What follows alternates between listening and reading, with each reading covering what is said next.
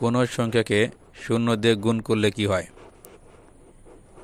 কোনো সংখ্যাকে শূন্য দিয়ে গুণ করলে গুণফল শূন্য হয়, কারণ শূন্য হলো পুনরাবৃত্তি যোগের সংক্ষিপ্ত রূপ।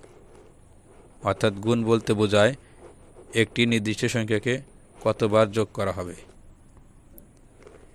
যখন কোনো সংখ্যাকে শূন্য দিয়ে গুণ করা হয় তখন আসলে ওই সংখ্যাটিকে একবারও যোগ করা হয় না, আর একবারও যোগ না করার অর্থ হলো শূন্য।